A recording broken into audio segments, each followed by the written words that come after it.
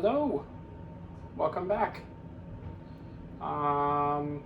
You catch me here just enjoying a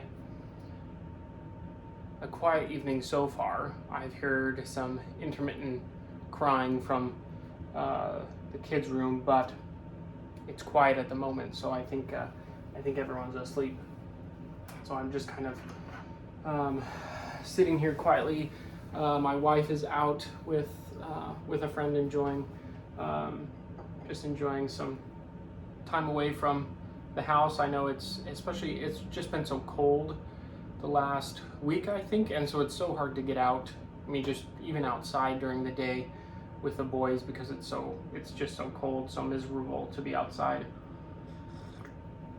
And I think we're supposed to have another couple days of just really cold weather, particularly cold nights. So she's out and about enjoying herself a little bit, and I'm sitting here. I'm working on shining my shoes for work tomorrow, and just enjoying the quiet.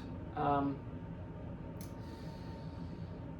trying to remember what we talked about last time, and I think I went over what I was planning on reading.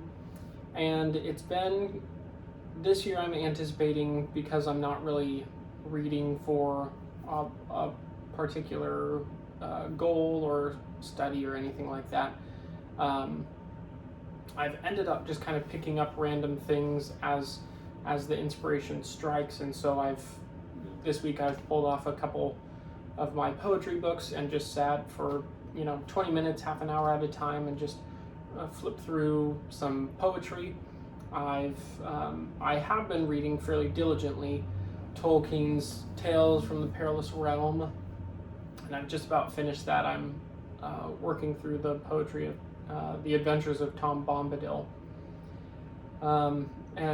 Actually, one thing that does strike me with a lot of that, and even in the Chronicles of Narnia, Milne does this in Winnie the Pooh as well, but just the way in which great writers, especially great modern writers, just play with language. Like in Smith of Wootton Major at the beginning, Tolkien says, he kind of zooms in on this little village called Wootton Major, and it's called Wootton Major because it's larger than Wootton Minor. And so that doesn't really tell you anything about the origins of the name Wootton Major, but he's playing with the language. It's major because there's a minor somewhere. And anyway, I'm trying to think of like in Winnie the Pooh. I was actually just reading this about 2 weeks ago to my son, but in Winnie the Pooh it says Winnie the Pooh lives under the name Mr. Sanders, and it's because it's this English idiom that we have, that he lives under, some person lives under such and such name. Usually that means that they go by that name, but Winnie the Pooh literally lives underneath a sign that says Mr. Sanders. And so Milne they're just playing with the language. They're just enjoying being adolescent, and ridiculous is not the right word, but anyway, one of the other things that I picked up was this copy, my copy of Alice in Wonderland. I'm not really sure how I found this. I don't quite remember where. I think it might have been on Thrift Books, actually. But this is a really, really nice copy. This is this facsimile edition of the first edition, and it's published by the Book League of America. And you have this, the court scene there, and it has the 42 illustrations by John Tenniel. And I just pulled this off, and I was reading this to my son, and it just made me kind of chuckle how much Carroll does that with language as well. I mean, he's particularly doing it with Alice in Wonderland because it's kind of on theme. So I wonder if I might just read the first couple pages of this to you, and perhaps you might get some of the same enjoyment that I got out of it when I read this to my son. So again, this is chapter 1, Down the Rabbit Hole. Alice was beginning to get very tired of sitting by her sister on the bank, and of having nothing to do. Once or twice she had peeped into the book her sister was reading, but it had no pictures or conversations in it. And what is the use of a book, thought Alice, without pictures or conversations? So she was considering in her own mind, as well as she could, for the hot day made her feel very sleepy and stupid, whether the pleasure of making a daisy chain would be worth the trouble of getting up and picking the daisies, when suddenly a white rabbit with pink eyes ran close by her. There was nothing so very remarkable in that, nor did Alice think it was so very much out of the way to hear the rabbit say to itself, oh dear, I shall be too late." When she thought it over afterwards, it occurred to her that she ought to have wondered at this, but at the time it all seemed quite natural. But when the rabbit actually took a watch out of its waistcoat pocket and looked at it and then hurried on, Alice started to her feet, for it flashed across her mind that she had never before seen a rabbit with either a waistcoat pocket or a watch to take out of it, and burning with curiosity, she ran across the field after it, and was just in time to see it pop down a large rabbit hole under the hedge.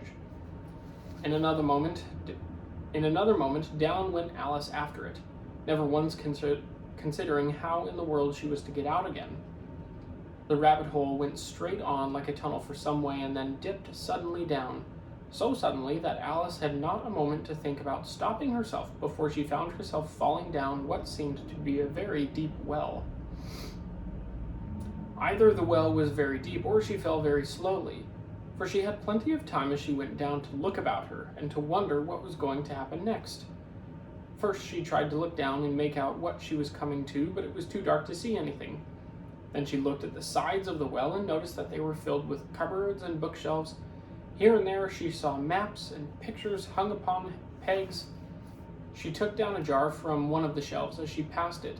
It was labeled orange marmalade, but to her great disappointment it was empty. She did not like to drop the jar for fear of killing somebody underneath, so managed to put it into one of the cupboards as she fell past. Well, thought Alice to herself, after such a fall as this, I should think nothing of tumbling downstairs. How brave they'll all think me at home.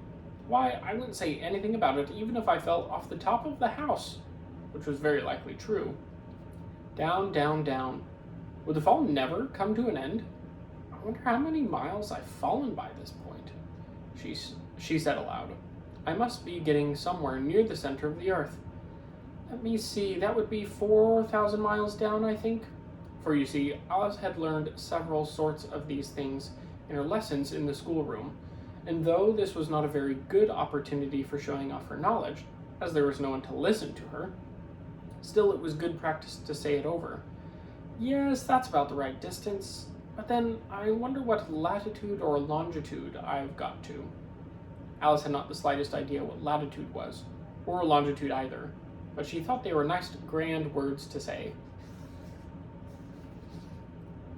Anyway, if you've read Alice in Wonderland, particularly as an adult, you don't really notice it, I think, as a child. But as an adult, you notice all just like the playful language.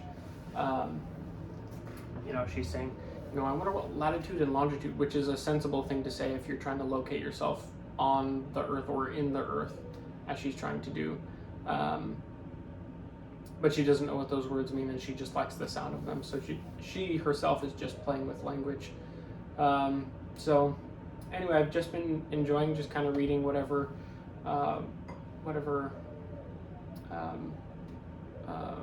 tickles my imagination at the moment. So I hope you enjoyed a little bit of that, and I hope you have a chance to read something a little silly, a little playful like that. And I'll see you next time. Thanks.